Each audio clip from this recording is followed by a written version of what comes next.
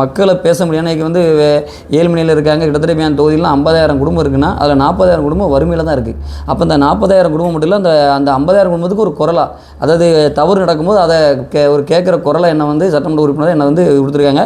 அந்த பணிகளை நான் தொடர்ந்து செய்கிறனால இதில் தாழ்ப்புணர்ச்சி, ஏன்னா தொடர்ந்து என் மேலே ஒரு அரசியல் தாழ்ப்புணர்ச்சியில் நீங்கள் பார்த்துருப்பீங்க. அதிகமாக தூத்துக்குடியிலே அதிகமாக விமர்சனத்துக்கு உள்ளாக்கப்பட்டது நான் தான். திரும்ப திரும்ப உண்மைக்கு முறகா, ஏன்னா இன்றைக்கி 7.5 கோடி மக்கள் இருக்காங்க.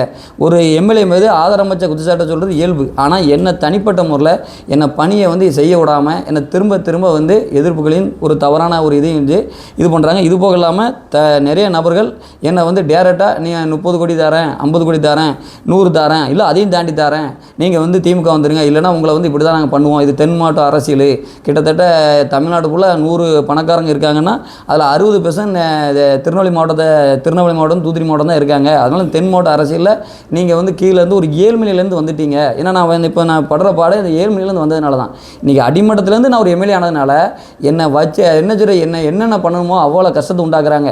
அதாவது ஒரு நபர் மேலே ஒரு குற்றச்சாட்டு வைக்கணும்னா முறையான ஆவணம் வேணும். ஏன்னா அதை செஞ்சேன்னு சொல்கிறாங்க, இதை செஞ்சேன்னு சொல்கிறாங்க. இன்றைக்கும் என்னோட தனிப்பட்ட முயற்சியில் நான் வந்து இன்றைக்கி ஒரு 12 வருஷமாக நான் ஒரு சமூக அளவில் என்னோடய ஆக்டிவிட்டியை தான் நான் தொடர்ந்து மக்களுக்காக பணி செய்கிறேன். இன்றைக்கும் 250 பேருக்கு இல்லம் தேடி உணவு கொடுத்துட்ருக்கேன். இந்த தூத்துக்குடி மாவட்டத்தில் இல்லம் தேடி உணவு யாரும் கொடுக்கல, நான் கொடுத்துட்ருக்கேன். தேடி வாசலில் போய் கொடுத்துட்ருக்கேன். அதுபோக என் பதில் மனிதன் நிலைக்கணும், எல்லாரும் சமம் என்ற ஒரு விஷயத்தை உருவாக்க பெட்டி கூலிங் பாக்ஸ் வண்டி, ஒரு நபர் இறந்தா இதை நான் வந்து தொடர்ந்து பண்ணிகிட்டு இருக்கேன். அதுமாதிரி என் பதில் தண்ணி இல்லாத போகும்போது தண்ணியை 3 வண்டி கொடுத்து தண்ணியை நான் கொடுத்துட்ருக்கேன். இது போக ஆதரவு இல்லாதவங்களும் தான் ஏதாவது இறந்தாங்கன்னா யாரும் இல்லாமல் வந்து அவங்களை அடக்கம் பண்ணுறது முழுக்க சோசியல் ஆக்டிவ் ஒர்க்கில் நான் பண்ணிகிட்ருக்கேன். என்னோட முயற்சி நான் இங்கே வந்து நான் அரசியலில் ஒரு வளர்ச்சி அடைஞ்சிடக்கூடாது என்ற ஒரு கண்ணோட்டத்தில் இங்கே இருக்க திமுகவை சேர்ந்த ஏடிஎம்கே சேர்ந்த இதுக்கு முன்னாள் அமைச்சர்கள்லாம் எல்லாம் சேர்ந்துக்கிட்டு என்னை வந்து ஒன்று டிமாண்டுக்குள்ளே வா, ஒன்று எங்கிட்ட பணம் வாங்கிட்டு எங்கள் கட்சிக்குள்ளே வா, இல்லைனா உன்னை வந்து டார்கெட் பண்ணி தேவையில்லாமல் நாங்களே எல்லாம் அதாவது மொத்தமாக சேர்ந்து அழிப்போம். ஏன்னா அதான் நடந்துகிட்ருக்கு. நீங்கள் இப்போ என்னை வந்து சோசியல் மீடியா நீங்கள் பார்த்தா தெரியும், முழுக்க குறிப்பிட்ட நபருக்கு மட்டும் திரும்ப என்னை பற்றி தவறான விஷயங்களை சொல்கிறாங்க. சந்தை எந்த ஒரு ஆய்வு நான் செஞ்சாலும் அந்த ஆய்வை எதிர்மறையான விமர்சனங்களோ தப்பானதை கொண்டு போயிட்டுருக்காங்க. நான் எதுக்கும் அஞ்ச போகிறதில்ல. ஏன்னா எனக்கு தளபதி விஜய் அவர் சொன்னது தான், மக்களுக்கு சேவை செய்ய சொல்லியிருக்காங்க. நான் தொடர்ந்து முன்னு போகிறேன். என்னோட நோக்கமே ஒன்று தான், நல்லது செய்கிறது. அதனால தான் இங்கே தமிழை வச்சுக்கிறது நான் பயணித்து இன்றைக்கி இந்த நல்லதை செஞ்சிட்ருக்கேன். இதில் வேறு 1,05,000 சம்பளம் வேறு எனக்கு தராங்க.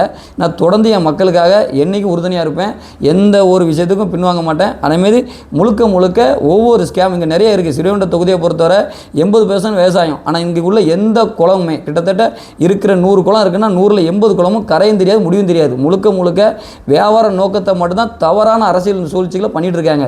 இதெல்லாம் நான் வந்து ஒவ்வொன்றா எல்லாத்தையும் எடுக்கிறனால இதன் மூலமாக இங்கே வந்து அந்த வியாபார பணம் சம்பாதிக்கின்ற நோக்கத்தில் இருக்க சில நபர்களோட முகத்திரையில் கிழிக்கப்படும். இந்த லஞ்சம் இல்லாத ஒரு ஸ்ரீவைகுண்ட தொகுதியாக மாறும் என்ற நிலையை வந்து இவங்க பயந்து வந்து என்னை வந்து டார்கெட் பண்ணி இது பண்ணுறாங்க.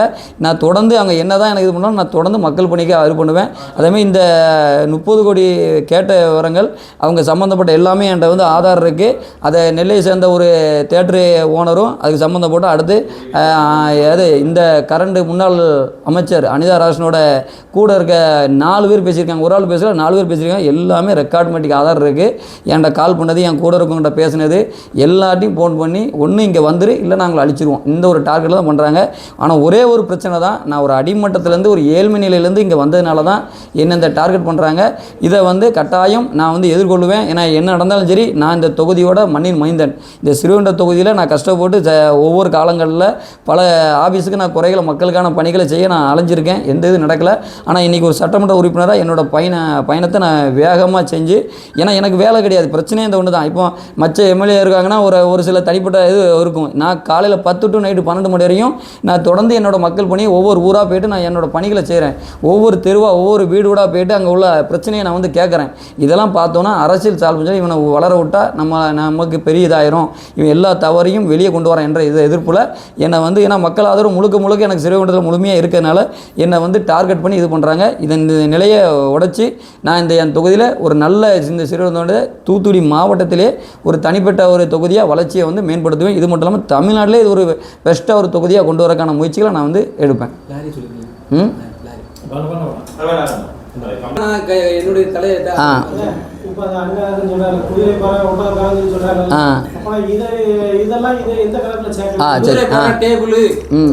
அவருக்கு வந்து கேஸ் போட்டது பிறகு அதேமாரி அனிதா ராசன் அவர்லாம் அன்றைக்கி ஒரு இதில் பேசியிருந்தாங்க குதிரை பேருன்னு. அப்போ நீங்கள் செய்ததெல்லாம் என்ன பேரும்? நீங்கள் வந்து வாய் முறையில் பொய்யா சொல்கிறீங்க. நான் எவிடன்ஸாக கொடுக்க முடியும்.